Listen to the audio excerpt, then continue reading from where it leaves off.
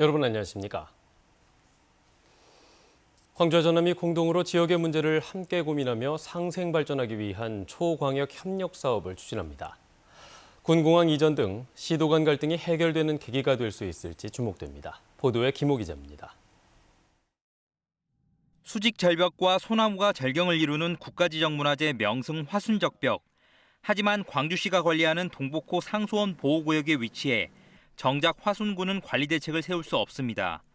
이처럼 인접한 지역의 문제를 자치단체들이 함께 고민하고 지역의 발전 계획을 세우기 위한 초광역 협력 사업이 추진됩니다. 광역과 기초지자체의 경계를 뛰어넘어 수도권과 경쟁할 수 있는 단일한 경제 생활권을 만들어 대한민국을 다극화하는 것입니다. 광주 전남의 초광역 협력 사업은 모두 3가지. 전남의 풍부한 재생에너지 자원과 광주의 인적, 물적 자원을 결합한 글로벌 에너지 허브 조성 사업과 광주와 전남의 5개 시군이 함께하는 스마트 메가시티 사업, 그리고 영남권역과의 남해안 남부권 연계 사업도 진행됩니다. 수도권의 블랙홀을 막아내고 경제적 낙후와 인구 소멸 문제를 해결할 수 있을 뿐만 아니라 정부가 추진하는 각종 균형 발전 정책들도 특히 시도가 모처럼 손을 잡아 추진하는 초광역 사업을 통해 군공항 이전 등 현안 갈등을 풀 수 있는 실마리가 될 것으로 기대를 모으고 있습니다. 이번에 빅고글 메가시티를 하면서 새로운 사업들도 벌려나가지만 기존에 묵혀있던 이런 어떤 문제들, 쏘난 것들을 더 본격적으로 해결할 수 있는 좋은 계기가 되지 않을까 이렇게 생각을 해봅니다. 한편 이번 보고에 함께 열린 토론회에서 국가균형발전위원회를 장관급 부처로 격상하거나 부총리급의 국가균형발전자치부를 신설하는 방안이 논의됐습니다. KBS 뉴스 김호입니다. 네, 국내 대표 꽃게 산지인 진도의 올가을 꽃게 어획량이 크게 줄었습니다. 바닷물은 뜨겁고 일할 사람도 없어서 빚어진 일인데 어민들의 걱정은 큽니다. 박지성 기자의 보도입니다. 어선 5척의 꽃게를 모은 운반선이 항구로 들어섭니다. 이맘때면 배를 가득 채워왔던 예년과 달리 꽃게가 담긴 어창은 5칸 중에 2칸에 불과합니다. 진도 서망항의 최근 하루 평균 꽃게 어획량은 2톤가량으로 대풍이었던 작년의 8분의 1, 평년의 4분의 1 수준입니다. 작년에 비해서 어획량이 많이 줄어들었습니다. 지금 바다에서는 나올 거라 어민들은 예상하고 있는데 아직까지 꽃게가 많이 나오지 않고 있어요. 어획량 감소의 가장 큰 원인은 고수온 현상입니다. 꽃게가 본격적으로 활동하는 바닷물 온도는 20도 안팎인데 진도 어장의 수온은 24도가량으로 아직 4도나 높습니다. 게다가 코로나19 등으로 선원을 구하기 힘들어 꽃게잡이 어선 30%가량이 조업을 나가지 못하고 있습니다. 인력난 때문에 외국인 선원 수급도 그러고 우리나라에서 한국인, 내국인도 그렇고 바닷가 쪽에 일할 선원들이 부족해가지고 물량이 부족해 위판가와 소매가 모두 30% 넘게 올랐습니다. 작년에는 쌀 때 한 15,000원 정도에서 17,000원 정도 갔던 것 같은데 올해는 평균 2만 원 밑으로 거의 나간 적 거의 없는 것 같아요. 고수온 피해가 없는 경인권에서 어획량이 급증한 꽃게가 낮은 가격에 풀리는 것도 부담입니다. 어민들은 기온이 떨어지면 어획량이 늘고 가격도 안정될 것으로 기대하고 있습니다. KBS 뉴스 박지성입니다. 지난 여름 고흥군에 폭우가 내렸을 때 농어촌공사의 수문관리 실수로 주택이 침수되자 공사 직원들이 피해 일부만 사비로 보상해줬다는 지적이 제기됐습니다.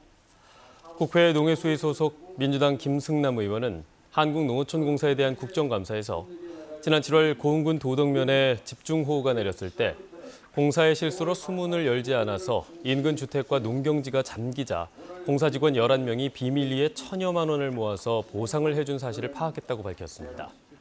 이에 대해 김인식 농어촌공사 사장은 사실관계를 파악해 조치하겠다고 답했습니다. 무허가 축사를 정부 차원에서 관리하기 위해 수년째 추진돼 온 축사 적법화 사업으로 전남에서만 축사 3,000여 곳이 허가를 받았습니다. 그런데 민가와의 거리 제한 없이 허가를 내주다 보니 곳곳에서 악취 등의 민원이 이어지고 있습니다. 김정대 기자의 보도입니다. 20여 가구가 모여 사는 나주시의 한 농촌 마을. 주택 사이사이로 들어선 파란 지붕 건물은 다름 아닌 소를 키우는 축사입니다. 지난 2015년부터 무허가 축사 적법화 사업을 통해 민가와의 거리 제한 없이 축사 허가가 난 곳입니다. 이처럼 주민이 사는 주택에서 몇 걸음 떨어지지도 않은 위치에 축사가 자리 잡고 있습니다.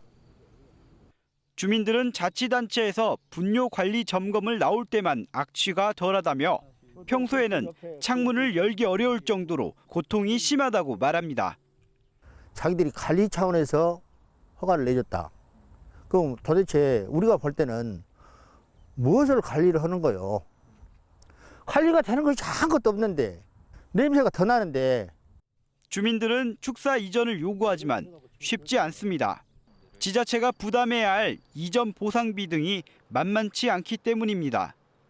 전국적으로 이 같은 민원이 잇따르자 정부는 갈등 해결 기구까지 만들었습니다. 약 한 달에 한 번 정도 좀 간담회를 열어서 서로 뭐 악취에 대해서 이런 문제점이 있다, 어떠한 개선을 하고 있다라는 거를 좀 협의를 하실 수 있도록. 가축 분뇨로 인한 환경 오염 등을 막기 위해 추진된 무허가 축사 적법화 사업. 악취로 인한 주민들의 피해 호소가 잇따르면서 또 다른 문제를 낳고 있습니다. KBS 뉴스 김정대입니다. 2년 전 관광객 1,000만 명 시대를 열었던 순천시는 숙박시설 부족이 큰 고민거리였습니다. 그래서 순천만 국가정원 인근에 대규모 숙박시설 조성을 추진하고 있는데 이 사업 계획을 보면 당초 취지와는 달리 주거용지가 대부분입니다. 어떻게 된 일인지 이성각 기자가 취재했습니다. 도심권에 위치한 데다 국가정원에 인접해 순천 도심의 마지막 남은 금싸라기 땅으로 불리는 순천 연양뜰입니다. 순천시는 이곳 연양뜰 48만 8천 제곱미터의 체류용 관광지를 조성하기 위해 지난 8월 행정안전부로부터 투용자 심사도 마쳤습니다. 하지만 투용자 심사안이 당초 사업 취지에 크게 벗어나 논란이 되고 있습니다. 최초 계획에는 도로와 공원 등 기반시설 57%를 제외한 나머지에 호텔과 콘도, 캠핑장 등 관광시설로 조성할 예정이었습니다. 하지만 최종안에는 숙박시설은 9.4%로 대폭 줄어들고 대신 계획에 없던 아파트와 타운하우스, 단독주택 용지 등이 29.1%를 차지했습니다. 기반시설을 제외하면 전체 면적의 54%가 택지에 쓰이는 겁니다. 순천만 습지와 국가정원에 이어 순천에 새로운 관광지를 조성하고 숙박시설도 확충하겠다는 사업 취지 자체가 무색할 정도입니다. 이달 초 열린 주민공청회에서도 전문가들은 특징 없는 개발 사업이라고 지적했습니다. 순천시의 먹거리를 할 수 있는 그런 것이 좀 구체적으로 좀 나왔으면 좋겠다. 그런데 지금 보여지는 것은 지나치게 어떤 그 일반 개발 계획에 가깝다 이렇게 이제 생각합니다. 반면 순천시는 정부의 투용자 심사 통과를 위해 주택용지 매각으로 경제성을 맞출 수밖에 없고 일정 정도 정주 인구가 필요하다는 입장입니다. 경제성 논리에서 맞지 않다라는 그런 심사위원들의 지적에 따라서 저희들이 계획을 할 수 없이 변경을 좀 했습니다. 가능한 것은 반영해서 사업을 추진하도록 그렇게 할 계획입니다. 순천시로부터 의견 수렴 요청을 받은 시의회는 의장을 중심으로 논의가 더 필요하다는 입장입니다. 머무는 관광을 할 수 있는 거, 그다음에 새로운 관광객을 유치해서 순천에 100년의 먹거리를 창조할 수 있는 그러한 땅으로 만들자. 우여곡절 끝에 추진되는 순천 연양뜰 사업 계획을 놓고 찬반 논의가 본격화될 전망입니다. KBS 뉴스 이성각입니다. 심상정 정의당 대선 후보가 여수를 방문해 현장 실습생 사망 사고 경위에 대한 철저한 조사를 촉구했습니다. 심상정 후보는 고 홍정훈 군의 유족과 만난 자리에서 잠수와 같은 위험한 업무에 자격증도 없는 사람을 물에 집어넣는 것은 살인 행위라며 관계기관이 홍 군의 사망하게 된 이유를 철저하게 수사해야 한다고 강조했습니다. 한편 고용노동부는 사고가 발생한 사업장이 산업안전보건법상 안전보건조치를 준수했는지 점검에 나섰습니다. 포스코 광양제철소 시안가스 누출에 대해 노동단체와 환경단체가 포스코와 정부에 진상조사를 촉구하고 나섰습니다. 민주노총 금속노조 포스코지회 등은 기자회견을 열고 포스코와 고용노동부, 환경부의 방치 속에 포스코 노동자와 광양 시민의 안전과 건강이 심각하게 위협받고 있는 사실이 드러났다면서 정부 차원의 코크스 공장 전수조사와 노동자에 대한 건강 영향평가가 시급하다고 주장했습니다.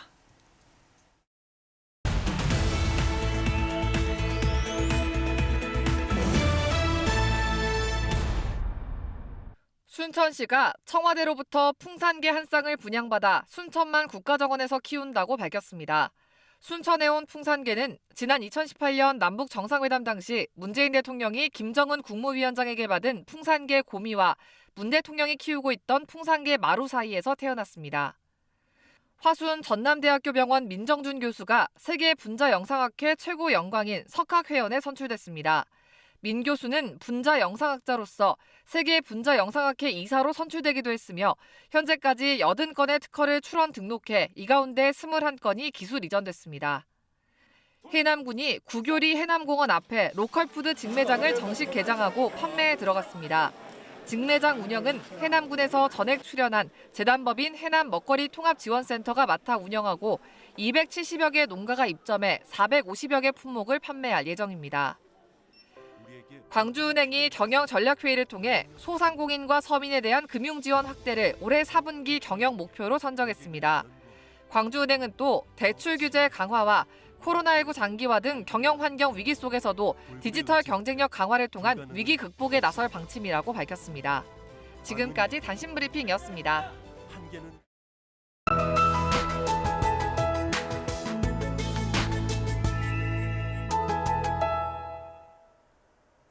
파란 하늘이 드러났던 어제와는 달리 오늘은 대체로 흐리고 곳곳에 가을비 소식이 있습니다. 오늘 낮부터 내일 오전 사이에 비가 오락가락 내릴 텐데요. 양은 5에서 20mm로 많지는 않겠습니다.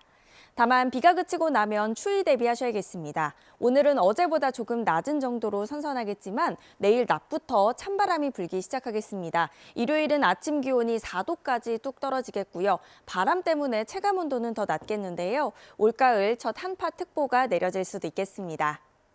내일 바람은 서해안 지역을 중심으로 강하게 불겠습니다. 새벽을 기준으로 영암과 무안, 목포 등에는 강풍 예비특보가 발표가 됐는데요. 순간 풍속 초속 20m 이상의 강풍이 불겠습니다. 다음 자세한 지역별 날씨입니다. 아침 기온 장성과 담양 15도로 선선하게 시작하고 있습니다. 한낮 기온도 대부분 지역이 어제보다 낮겠는데요. 여수와 고흥, 보성 모두 24도로 선선하겠습니다. 목포의 낮 기온 22도, 영암 23도, 완도와 장흥 24도까지 오르겠고요. 신안은 낮 최고 기온 22도로 어제보다 5도가량 낮겠습니다. 오후에 서해남부 먼바다는 물결이 최고 2.5m로 다소 높겠습니다. 화요일에 비가 내리면서 기온이 다소 올랐다가 수요일에 다시 추워지겠습니다. 날씨였습니다. 뉴스를 마칩니다. 여러분 고맙습니다.